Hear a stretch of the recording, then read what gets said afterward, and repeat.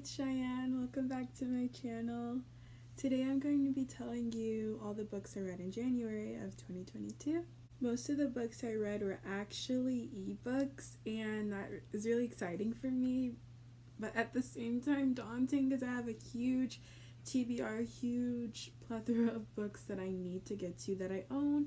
First book I read in the month of January is Acts of Desperation by Megan Nolan. This is a book that touched on a lot of issues about misogyny and feminism, I'm guessing, or from what I've heard.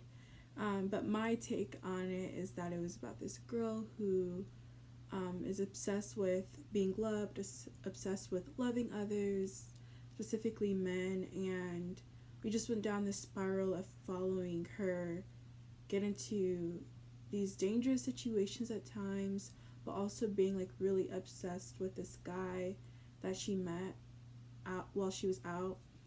The main character is also an alcoholic, so we see her suffering or dealing with the consequences of being an alcoholic, and I don't know, just following this woman, which we don't know the name of, by the way. The narrators, I myself, and the main character, a lot of things that she was saying about her view on her body, her view on how others perceived her or looked at her, or just a lot of things, like even her views on relationship and how she dealt with heartbreak. It's a lot of different things, her family issues, her love issues, friendship issues.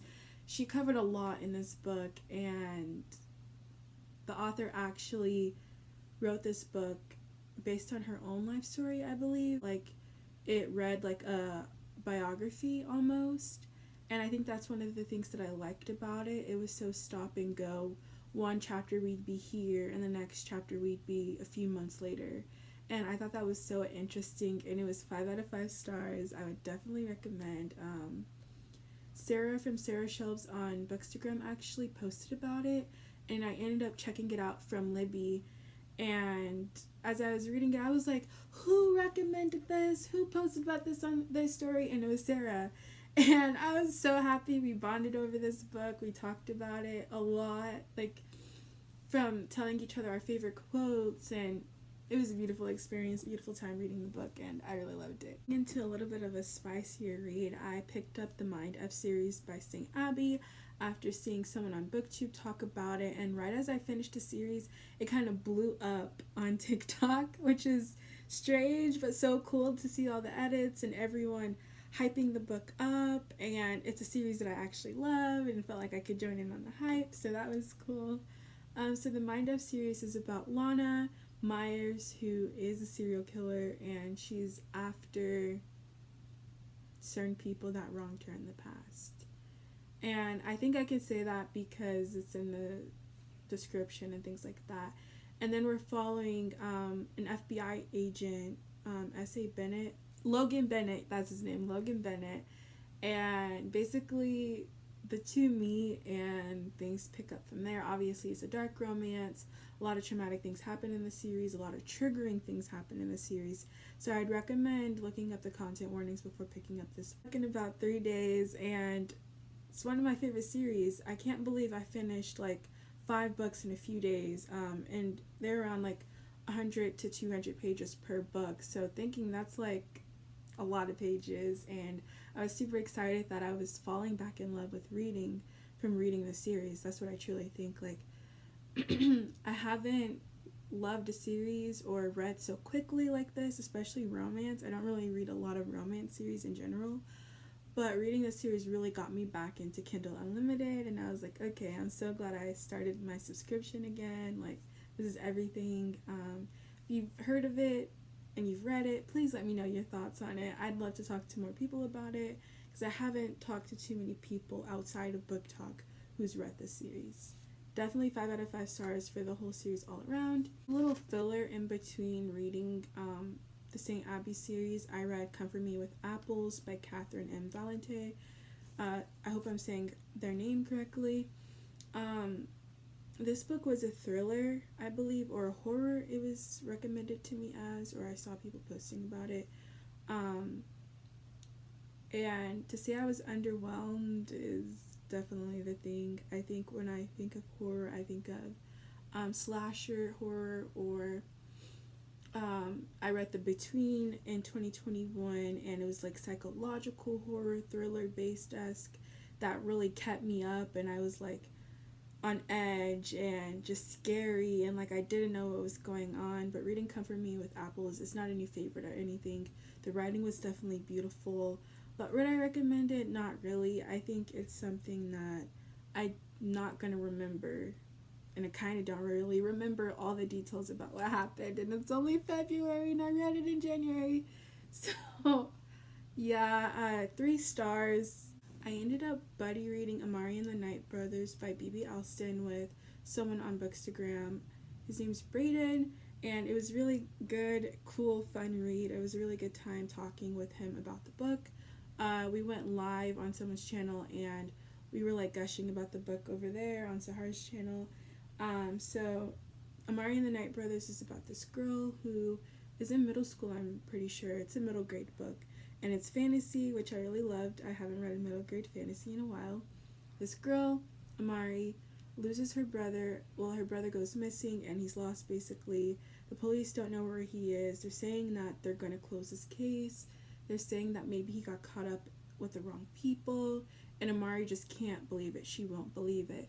So at the beginning of the book, I believe someone's bullying her about her missing brother and basically saying that he's dead or whatever, and she ends up getting into some sort of altercation with the girl and getting suspended from the school.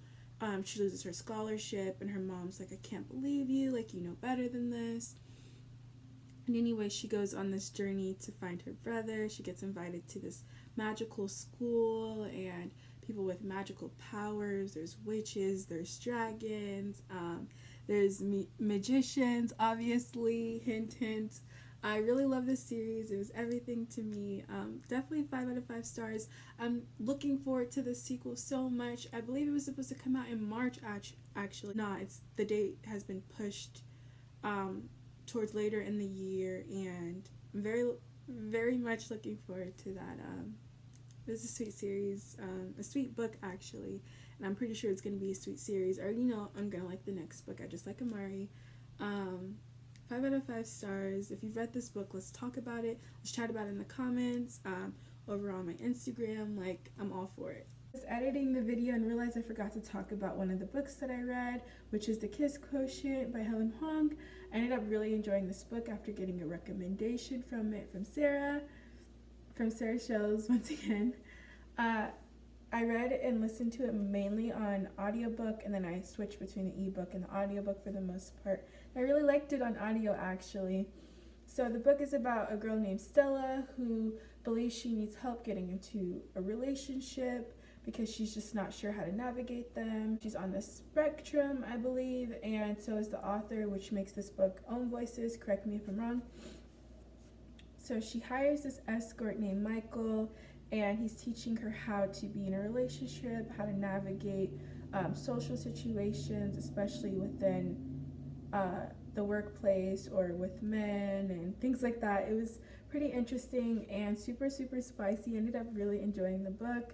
I give it 5 stars, obviously, because I couldn't put it down. I'm actually going to read The Bride Test sometime soon. I'm just not sure when, but I'm so excited about this book. I'd really recommend you read it if you haven't already. I've seen so many people who have, which is so cool. The hype around it is really wild, and I think it's well deserved for sure. The last book I read in the month of January is Reminders of Him by Colleen Hoover. I really, really enjoyed this book. I had it pre-ordered, actually, and look how beautiful this cover is. I wasn't expecting it to be like, it looks like holographic almost, and so pretty. All these birds. I'm so glad I own this. And I was in prison for 5 years based on the decision that she made, and because of that decision, it's become very hard for her to get her daughter back. It's become very hard for her to make amends with certain people that were affected because of that decision. And as I'm reading this story, I was really empathizing with Kenna.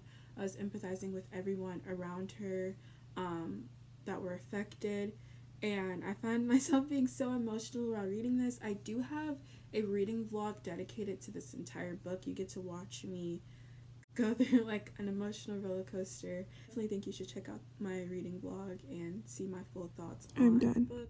I just want to thank you for watching this video. I hope you enjoyed hearing about the 10 books I read in the month of January. Have a nice day or night, and I'll see you in my next video.